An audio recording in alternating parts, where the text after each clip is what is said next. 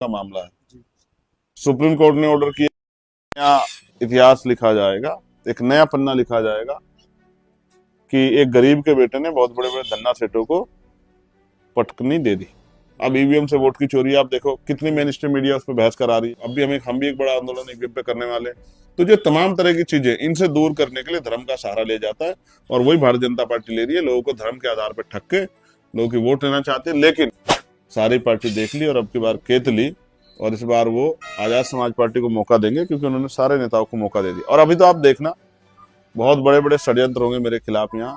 बहुत, एक वोट से भी अगर चंद्रशेखर जीत जाएगा तो एक वोट से वो जीता हुआ माना जाएगा, चाहे मोदी जी आ जाना। डंडा बहुत मजबूत है। हाँ, चाहे योगी जी आ जाए, चाहे मोदी जी आ जाए, चाहे सारा फोर्स लग जाए, भीम आर्मी के नौजवान है, एक इशारे में पूरे देश में चक्का जाम कर देंगे। अगर एक वोट से चंद्रशेखर जीत गया तो जीतेगा। विधान ही तो जिसकी वजह से हम लोग आगे बढ़ रहे हैं। आज भारतीय जनता पार्टी, आज के लोग इसको कुचलना चाहते हैं। मैं उनको भी आपके चैनल के माध्यम से चेतावनी देना चाहता हूं कि भारतीय संविधान की तरफ आंख उठा के देखने की गलती आप ना करें। ये देश संविधान चलेगा। और अगर आप ऐसी कोई मूर्खता करके सोचना चाहते हैं कि सब लोग आपके आगे घुटने टेक देंगे, ईडी, सीबीआई, इनकम टैक्स, झूठे मुकदमे, जेल, इनसे सब हार जाएंगे, तो चंद्रशेखर आजाद समाज पार्टी बीमार में नहीं हारेगी। ये कॉन्सेप्ट लेके चल रहे हो केतली जो आपको चुनाव चुनना है, उसमें लिखा रहता है एक वोट एक नोट। यस। कहीं ना कहीं और जो प्रत्याशी हैं वो कहीं ना कहीं खुद पैसा देंगे, और आप एक वोट और एक नोट का कॉन्सेप्ट क्यों लेके चलो? देखो, ये इंडिया अलायंस लगातार बिखरता हुआ दिखाई दे रहा है। मेरी उनसे भी बातचीत हुई है, आपकी क्या बात? लेकिन सवाल ये है विशाल, वो तो अभी आपस में ही लड़ रहे हैं। इतना वो आपस में लड़, चुनाव लड़ने आएंगे इतना तो भाजपा के लोग चुनाव ही खत्म कर देंगे। इसलिए मैंने उनसे कहा, भाई तुम अपना लड़ाई बड़ाई लड़ लो। सवाल है कि अखिलेश यादव ने कहा था कि अभी हमारे 2-3 दलों से संपर्क चलना, कहीं ना कहीं आपका उसमें नाम दिखा, क्या लग रहा है आपको? ईवीएम के खिलाफ तमाम वकील लड़ रहे हैं, और एक बड़ा आंदोलन 31 जनवरी को हुआ, वो नहीं ईवीएम का टच से मच कर पा रहे। आप ऐसा क्या करेंगे कि बंद करा देंगे? आप 24 का चुनाव लगता है आपको बैलेट पेपर से हो पाएगा, जो कि एक बड़ी जंग। अगर बैलेट पेपर से नहीं होगा तो इतना फेयर भी होगा कि किसी की वोट की चोरी नहीं होगी। जय भीम, नमस्कार, मैं विशाल कुमार, आप देख रहे हो बी मिशन टीवी। लोकसभा आम चुनाव का बिगुल बज चुका है। इसी बीच भीम आर्मी के संस्थापक आजाद समाज पार्टी के प्रमुख चंद्रशेखर आजाद जी नगीना लोकसभा सीट से चुनावी तैयारियों में लगे हुए हैं। आज हम उनके पास पहुंचे। नगीना लोकसभा चुनाव कवरेज के दौरान उत्तर प्रदेश में हम घूम रहे हैं, और फिलहाल नगीना लोकसभा में हमारा दौरा हुआ। इसी बीच चंद्रशेखर आजाद जी से मुलाकात हुई और इनसे हमने समय मांगा। समय देने के लिए बहुत बहुत धन्यवाद आपका। धन्यवाद विशाल भाई। कैसे हैं आप? मैं अच्छा हूँ। क्या लग रहा है आपको? चुनावी बिगुल बज चुका है, तमाम राजनीतिक पार्टियां, धन्ना सेठों की पार्टी है, कैसे मुकाबला कर पाएंगे? देखिए, मैं इसका फर्क आप पे आपके आदर्शों से, प्रतीकों से पड़ता है। आपने नेता किसको माना है, आप किस विचार पे काम करते हैं, इसका बहुत फर्क पड़ता है। मैंने नेता माना मान्यवर काशीराम साहब को, चौधरी चरण सिंह जी को, मामला रामसूप वर्मा को, बाबू जगदेव प्रसाद कुशवाहा को, जननायक कपूरी ठाकुर को, संतराम बी प्रजापति जी को, डॉक्टर बाबू साहब अम्बेडकर को। वो भी धन्ना सेठ नहीं थे। और एक वोट एक नोट के आधार पे किस तरह से गरीब का बेटा भी लोकतंत्र में आगे बढ़ सकता है, इसको भी मैं जानता हूं। फिर जनता को वोट देने में कोई पैसा नहीं लगता। आज की जो राजनीति है वो व्यापार है। पैसे के आधार पे लोग राजनीति करते हैं। पहले कुछ पैसा लगाते हैं, जैसे दुकान या बिजनेस में लगाते हैं, फिर उससे मेहनत करते हैं उसमें, फिर वो पैसा वापस कमाने का प्रयास करते हैं। यही राजनीति है। और इस राजनीति में जनता के मुद्दे दूर हो जाते हैं, जनता के मुद्दे पहुंच से बाहर हो जाते हैं, जनता के मुद्दों पर चर्चा नहीं होती। लोग भी देख रहे हैं, लोग भी महसूस कर रहे हैं, और वो भी जानते हैं कि अगर चंद्रशेखर आजाद आगे बढ़ेंगे तो उनकी कितनी ऐसी समस्याएं हैं जिनके लिए कभी चर्चा नहीं होती है, जो कभी किसी के मैनिफेस्टो में नहीं आते हैं, उन सब चीजों पे काम होगी। और भविष्य में एक मजबूत ताकत जो है नगीना में बनने का काम होगा। तमाम तरह के हालातों पे, विषयों पे जो है आवाज उठेगी। बहुत सारे ऐसे मसले जैसे शेड्यूल कास्ट के लिए प्रमोशन रिजर्वेशन का मामला है। सुप्रीम कोर्ट ने ऑर्डर किया कि आर्टिकल कॉन्स्टिट्यूशन का जो आर्टिकल है 16(4)(a), 16(4)(a) में प्रमोशन रिजर्वेशन आप दे सकते हैं। लेकिन उन्होंने एक उसमें एक लाइन ऐड कर दी कि भाई स्टेट गवर्नमेंट चाहे तो आंकड़े जुटा के दे सकती है। अब स्टेट गवर्नमेंट हमारी नहीं है तो स्टेट गवर्नमेंट क्यों देगी? तो बहुत सारे कर्मचारी हैं शेड्यूल कास्ट शेड्यूल ट्राइब के जो प्रमोशन से वंचित हैं।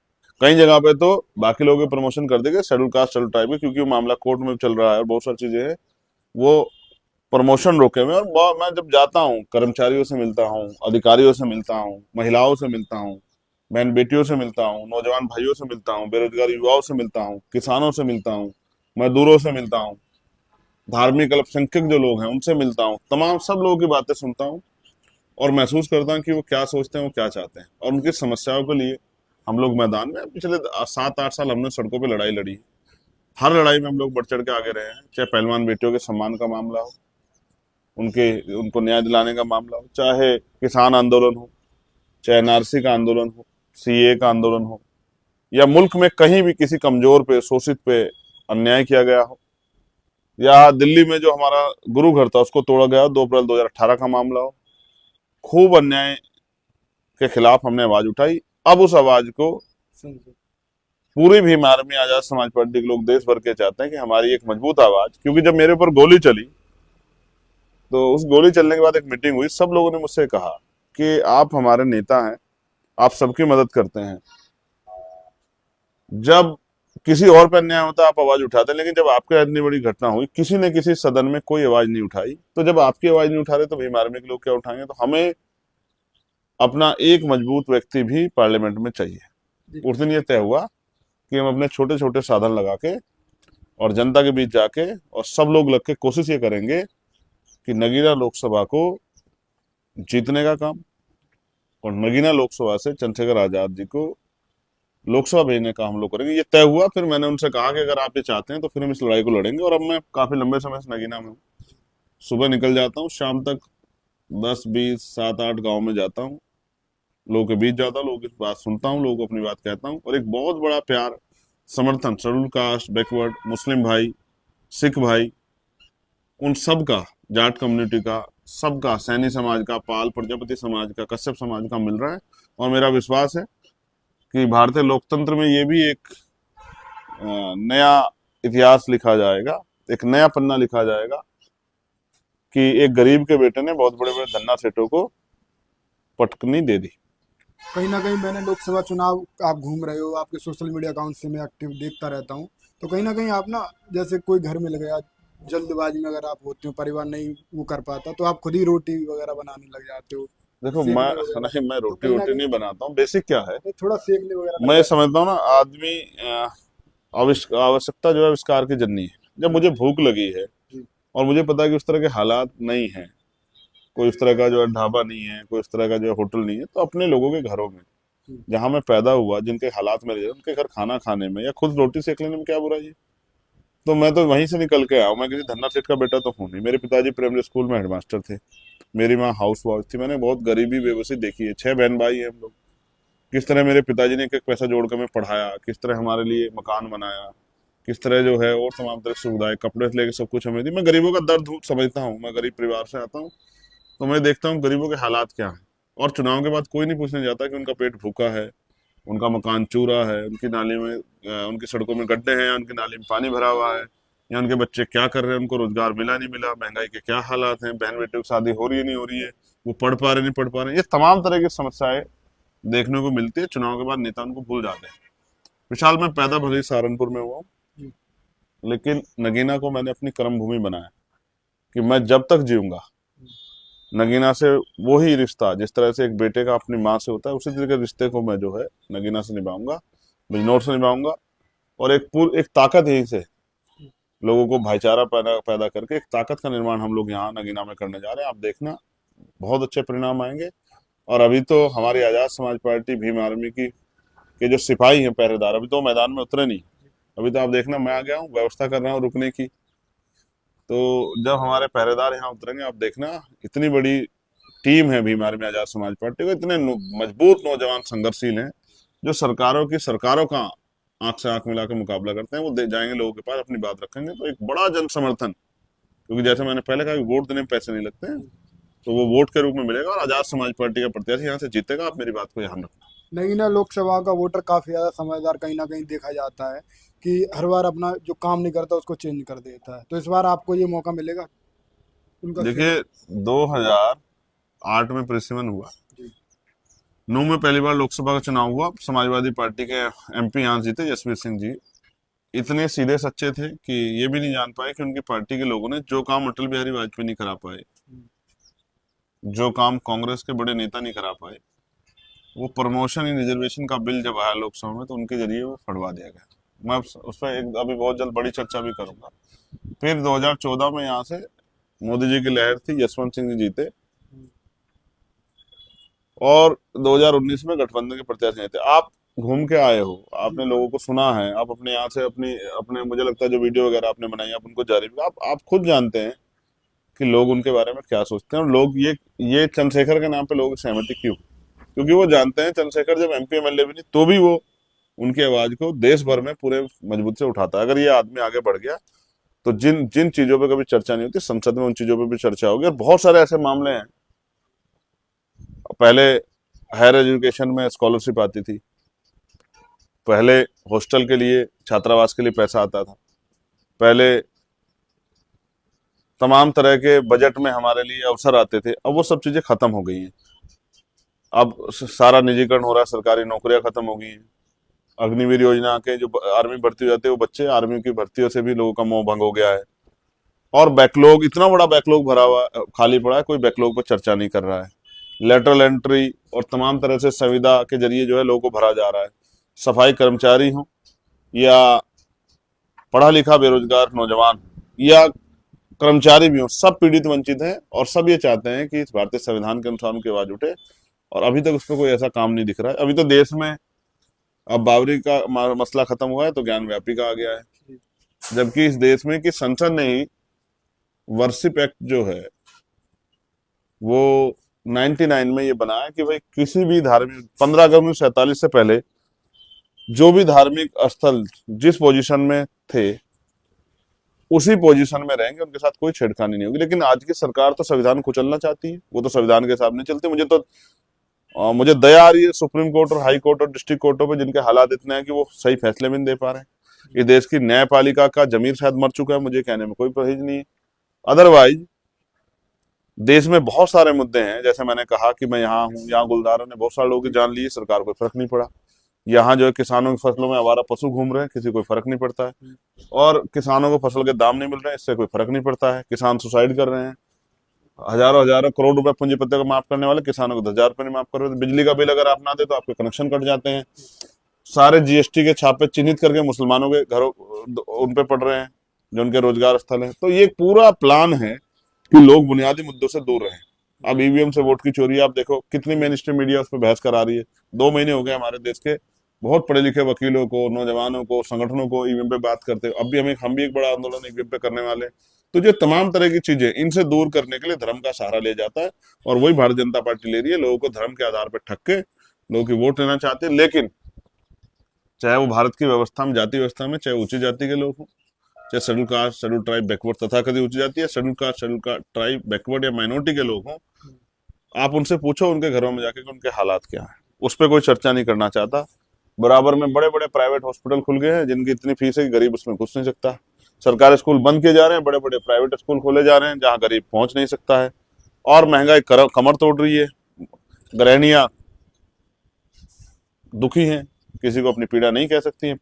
आप राशन देके जो वोट का अधिकार शासन के रूप में शासन करने के लिए बाबा देंगे, उसको लूटना चाहते, छीनना चाहते। ये जो षड्यंत्र है, इससे खबरदार करना नेता की जिम्मेदारी होती है। मैं घूमता हूं तो लोगों को समझाता हूँ, लोगों की समझ में भी आ रहा है। लोग कह रहे हैं बहुत हो गया, सारी पार्टी देख ली और अब की बार केत ली, और इस बार वो आजाद समाज पार्टी को मौका देंगे क्योंकि उन्होंने सारे नेताओं को मौका दे दिया। और अभी तो आप देखना बहुत बड़े बड़े षड्यंत्र होंगे मेरे खिलाफ, यहाँ बहुत बड़ी बड़ी ताकतें रहेंगी, बच जाएंगे। सच्चे हैं, ईमानदार है। वाली पार्टी है, केंद्र सरकार उनके तमाम पार्टी उनके नतमस्तक है। वो कहेंगे क्या फर्क हुआ। मैंने एक दिन पहले भी एक नहीं, ये तो गलतफहमी दूर कर ले अब कि कोई जीते हुए को हरा देगा। हमारे यहाँ चेयरमैन का चुनाव था, 22 वोट से हमारा प्रत्याशी जीत गया। हमारे अधिकारियों ने हराने के बारे में सोची, एक अच्छे अधिकारी, ईमानदार अधिकारी वहां थी। मैंने कहा कि मुकाबला चंद्रशेखर आजाद से, बात याद रखना, 1 वोट से भी अगर चंद्रशेखर जीत जाएगा तो 1 वोट से वो जीता हुआ माना जाएगा, चाहे मोदी जी आ जाना। डंडा बहुत मजबूत है। हाँ, चाहे योगी जी आ जाए, चाहे मोदी जी आ जाए, चाहे सारा फोर्स लग जाए, भीम आर्मी के नौजवान है, एक इशारे पे पूरे देश में चक्का जाम कर देंगे। अगर 1 वोट से चंद्रशेखर जीत गया तो जीतेगा। लास्ट। ये बात याद रखना मेरी बात को तुम। और मैं फिर कह रहा हूं, अभी तो मैं आया हूं, मेरे पीछे कोई बहुत बड़ा बैकग्राउंड नहीं है, मेरी बुआ मुख्यमंत्री नहीं। घूम रहे हो, लोग 100 गाड़ी लेके चलेंगे, क्या कैसे? फर्क पड़ता है कोई भाई, लोगों को बात तो मेरी सुननी, गाड़ियां थोड़े देखनी है। नहीं, फिर भी एक रुतबा जो दिखाया जाता है कि हम चुनाव में इतने मजबूत हैं। रुतबा तो इस देश के हर कमजोर किसान, महिला, नौजवान को, आदिवासी को, दलित पिछड़े को ये भारत के संविधान ने दिया है कि उसको भी स्वाभिमान सम्मान का जीवन दिया, उसको भी हक अधिकार दिए हैं, उसको भी आगे बढ़ने के अवसर दिए हैं। ये संविधान ही तो जिसकी वजह से हम लोग आगे बढ़ रहे हैं। आज भारतीय जनता पार्टी, आज के लोग इसको कुचलना चाहते हैं। मैं उनको भी आपके चैनल के माध्यम से चेतावनी देना चाहता हूं कि भारतीय संविधान की तरफ आंख उठा के देखने की गलती आप ना करें। ये देश संविधान चलेगा। और अगर आप ऐसी कोई मूर्खता करके सोचना चाहते हैं कि सब लोग आपके आगे घुटने टेक देंगे, ईडी, सीबीआई, इनकम टैक्स, झूठे मुकदमे, जेल, इनसे सब हार जाएंगे, तो चंद्रशेखर आजाद और आजाद समाज पार्टी बीमार में नहीं हारेगी। आप ये देखो, मैं गोली खा के भी इस लड़ाई को लड़ रहा हूं। और अगर कोई व्यक्तिगत मेरा स्वार्थ होता तो मैं जान से बड़ा तो कुछ नहीं, तो आदमी रहेगा नहीं तो फिर क्या करेगा, कौन सी सुविधा लेगा, कौन सा लाभ लेगा, कौन सा सदन में जाएगा। लेकिन फिर भी मैंने ये तय किया, क्योंकि मेरे ऊपर मेरे संतों, गुरुओं, मेरी माँ बहनों की, मेरे बुजुर्गों की, मेरे भाइयों का प्यार आशीर्वाद इतना है कि मैं अभी कहीं जाने वाला नहीं। और मुझे इस काम के लिए कुदरत ने चुना, इस काम के लिए मुझे कुदरत चुनी, ये पहचान मुझे कुदरत दी। मेरे जैसे बहुत सारे लोग काम करते हैं, हमेशा हर संघर्ष में कुदरत ने मेरा साथ दिया। मेरे गुरुओं का आशीर्वाद मेरे उस पे, उन्होंने मुझे इस काम की लड़ाई को आगे बढ़ाने के लिए चुना है। समय समय पर उन्होंने लोगों को चुना है। बाबा साहब अम्बेडकर को उन्होंने चुना, मान्यवर काशीराम साहब को उन्होंने चुना। और जो भी ईमानदार से लड़ाई लेगा उनके ऊपर उनका आशीर्वाद रहता है। चंद्रशेखर आजाद के ऊपर भी आशीर्वाद। चंद्रशेखर कोई मशीन थोड़ा ही है, 22 घंटे काम करने की ताकत कहाँ से आती है। मैं रात को 2 बजे आता हूँ, 2:30 बजे आता हूँ, 3-4 बजे तक मीटिंग करता हूँ, सुबह 7-8 बजे फिर निकल जाता हूँ। और मैं यहाँ के लोगों का धन्यवाद दूंगा, नगीना के लोगों को रहने के लिए जगह भी दी है, अपनी गाड़ियां भी दी है काम करने के लिए, मेरे खाने की व्यवस्था भी करते हैं, मेरे लिए सोने की व्यवस्था भी करते हैं। अगर मुझे छींक भी आ जाए तो मेरा संरक्षण करते हैं। मैं नगीना के लोगों के इस प्यार के लिए दिल से आभार प्रकट करता हूँ। और मैं उनको विश्वास दिलाता हूँ, अपने दलित भाइयों को भी, अपने पिछड़े वर्ग के भाइयों को भी, अपने न्याय पसंद अपर कास्ट के लोगों को भी, और अपनी बहनों को भी, और मुस्लिम भाइयों को भी, जैन भाइयों को भी, सिख भाइयों को, बुद्धिस्ट, उनके हर एक मसले पे जहां उनके साथ अन्याय होगा, चंद्रशेखर आजाद चट्टान बनकर उनके लिए लड़ेगा, उनको कभी अकेला नहीं छोड़ेगा। ये मेरा उनको वचन है। आप ये कॉन्सेप्ट लेके चल रहे हो, केतली जो आपको चुनाव चुनना है उसमें लिखा रहता है 1 वोट 1 नोट। यस। कहीं ना कहीं और जो प्रत्याशी हैं वो कहीं ना कहीं खुद पैसा देंगे, और आप 1 वोट और 1 नोट का कॉन्सेप्ट क्यों लेके चलो? देखो, ये तो मैंने इलाहाबाद में माननीय काशीराम साहब से सीखा। जी। ठीक है। दूसरी बात, जिनसे मुकाबला है, असली जो मुकाबला हो भारतीय जनता पार्टी से होगा। तो भारतीय जनता पार्टी के पास इतना धन है कि वो उनके मुकाबले का धन हम इकट्ठा नहीं कर सकते हैं। उनके सारी मीडिया उनके आगे नतमस्तक है। वो हमारी सही खबर को भी गलत दिखा देंगे, उनके गलत को भी सही साबित कर देंगे। जैसे मोदी जी एक बार गिर गए थे तो उन्होंने कहा कि उन्होंने देखो पैड़ियों को वो नमन किया, नतमस्तक हुए। तो इस तरह का मीडिया इस देश में बन गया है। तो मैं समझता हूं कि प्यार पैसे से ज्यादा ताकतवर होता है। इसलिए उनके पैसे के मुकाबले में ये सोच मेरे मन में नहीं है कि हम भी पैसा इकट्ठा करें, पैसा वो करके पैसे से उनका मुकाबला करें। हम संघर्ष से उनका मुकाबला वो तो करें। गाँव में पैसा भिजवाएंगे, कोई वो बात आपको नहीं, चुनाव लड़ना है। लोग बिकाऊ नहीं है ना, लोग बिकाऊ नहीं है। खतौली में भी बहुत सारे लोगों ने ऐसे पैसे भिजवाए थे और मैंने उनसे कहा था इनके पैसे भी ले लो, इन पे कौन सा कोई ये ईमान की कमाई है, मेहनत कमाई। ये भी जो है इन्होंने हमारे टैक्स के पैसे चोरी करके नेताओं ने निकाला है, तो इनके पैसे भी ले लो। और अगर कोई तुमसे सवाल करे तो कह देना कि चंद्रशेखर आजाद से बात कर लो। तो मैं यहाँ भी कह रहा हूँ, पैसा ले जाए, कुछ भी ले जाए, ये जनता को तय करना है। जनता जिसको वोट करेगी वो जीतेगा। और मैं कह रहा हूँ फिर, उनकी काशीराम साहब ने कहा उनकी मनी माफिया मीडिया का मुकाबला करने के लिए हम पे संघर्ष का रास्ता, हम संघर्ष का रास्ता वो करेंगे। इसलिए मैं साहब कहते हैं जो सहारा देगा वो इशारा भी देगा। तो जिनके सहारे से चुनाव लड़ा जा रहा है उन्हीं के सहारे पे काम होगा जिंदगी भर। इसलिए लड़ाई लड़ी जा रही है और ये लड़ाई बहुत मजबूत है। भले देश का मीडिया से ना दिखाए, लेकिन ये लड़ाई जमीन पे बहुत मजबूत है। इसके परिणाम आप देखना कितने मजबूत होंगे। और एक बड़ी ताकत आजाद समाज पार्टी के रूप में यहाँ से बनने जा रही है। और ये एक नया जो है, एक अध्याय, नई शुरुआत जो है नगीना से होगी, और जिसका पूरे देश में असर होगा। एक ऐसा नेता पार्लियामेंट में इनके संघर्ष, यहाँ के लोगों के संघर्ष से जाएगा जो पूरे देश भर में कमजोरों पे होने वाले अन्याय के खिलाफ लड़ेगा। इंडिया अलायंस लगातार बिखरता हुआ दिखाई दे रहा। नीतीश कुमार बीजेपी में चले गए, ममता बनर्जी ने कह दिया हम अकेले चुनाव लड़ेंगे, पंजाब के मुख्यमंत्री अकेले चुनाव लड़ेंगे।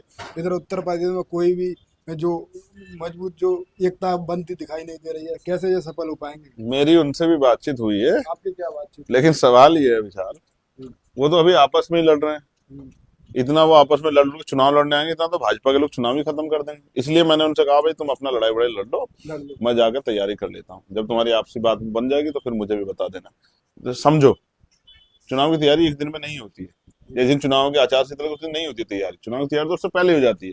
भारतीय जनता पार्टी के लोग गली गली घूमते हुए मिल जाते हैं, आजाद समाज पार्टी भीम आर्मी के लोग गली गली घूमते मिले, बाकी तो कोई मिलता नहीं। तो उनको ये सोचना है कि वो क्या करना चाहते हैं। जब कई बार संविधान बचाने की बात करते हैं तो वो संविधान के पहरेदारों के बीच में कांटे क्यों बोने का काम करते हैं।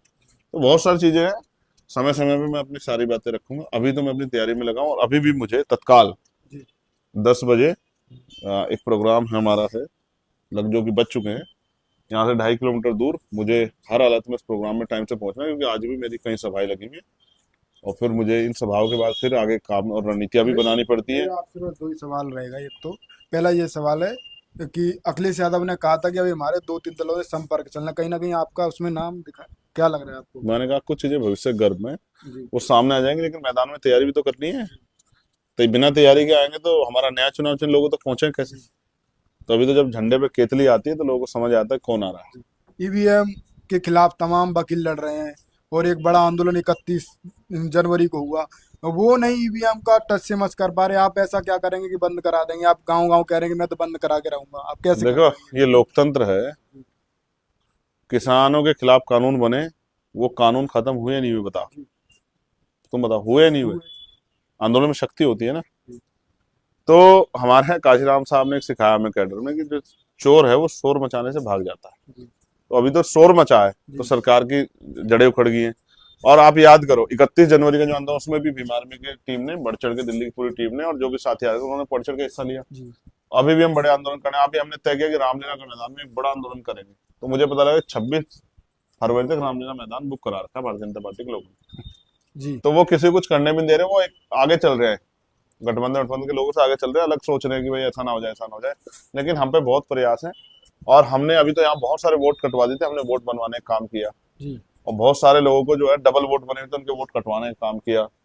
और बहुत सारे जो है, जो हमारा वोटर है, मुस्लिम, जाट कम्युनिटी के लोग, बैकवर्ड कम्युनिटी के लोग, शेड्यूल कास्ट के लोग, उनके वोट जो है मैं छेड़खानी करने, उनके वोट भी हमें बनवा रहे। इसलिए मैं मैदान में हूँ, क्योंकि मैं ये नहीं चाहता कि बाद में मैं किसी चीज को दोष दूं। हम अपनी तैयारी पूरा करना चाहते हैं, और हर पैमाने पे हमारी नजर है, हर चीज पे हमारी नजर है। हमने एक एक चीज की आरटीआई और सब चीजें मांगी है। आप देखना, किसी भी कीमत पे हम वोट की चोरी यहाँ होने नहीं देंगे। 24 का चुनाव लगता है आपको बैलेट पेपर से हो पाएगा, जो कि एक बड़ी जंग लड़ा अगर जाएगी? बैलेट पेपर से नहीं होगा तो इतना फेयर भी होगा जी कि किसी की वोट की चोरी नहीं होगी। ईवीएम में। फिर कह रहा हूँ आपसे, हमने तो ये कहा ना, आप मत कराओ बैलेट पेपर से, आप वीवीपैट में जो पर्ची लग रही है, वो वीवीपैट की पर्ची लोगों के हाथ तक दे दो, और वो अपने आप उसको जमा करा दें, ठीक है। तो हम उसके लिए भी तैयार, लेकिन हम चाहते हैं कि चुनाव फेयर हो। जो जनमत है उसके साथ खिलवाड़ ना हो, जनमत को लूटा ना जाए। ये वो समय चला गया कि अब जनमत लूट रहे थे। एक बड़ा भय बैठ गया है लोगों में हाँ, ईवीएम। उसको दूर करने का प्रयास कर रहे हैं, उनको कह रहे हैं आप चिंता मत करो। लेकिन मैं वोटिंग परसेंटेज भी मजबूत हो, ज्यादा वोटिंग परसेंटेज, इसके लिए भी अपने लोगों से अपील कर रहा हूँ। जी और मेरा विश्वास है कि नगीना में जो वोटिंग परसेंटेज होगा, पूरे देश को दिखा देगा कि जब कोई नौजवान अपने हकों के लिए लड़ता है, गरीबों के लिए लड़ता है, उनकी लड़ाई लड़ता है, उनको ताकत देने की लड़ाई जब खड़ी होती है, कोई नई शक्ति कहीं बनती है, तो वो आंधी की तरह चलती है। आप देखना, ऐसा माहौल बना हुआ है गांव गांव में कि किसी पे रोके नहीं रुकेगा। नई ना लोकसभा हाँ, किसी पे रोके नहीं रुकेगा, पार्लियामेंट जाएगा। मेरा पूरा विश्वास है। तो भीम आर्मी संस्थापक आजाद समाज पार्टी के प्रमुख चंद्रशेखर आजाद जी ने तमाम सवालों के जवाब दिए, काफी ज्यादा बेबाकी से। लोकसभा चुनाव कैसे जीतेंगे वो भी पूरा प्लान बताया। गठबंधन को लेकर भी तमाम बातें हुई, ईवीएम पर क्या प्लान है वो भी बताया। फिलहाल आपका इस कीमती समय देने के लिए बहुत शुक्रिया। आप 10 बहुत बजे निकलने वाले धन्यवाद। हैं, 14 मिनट आपको।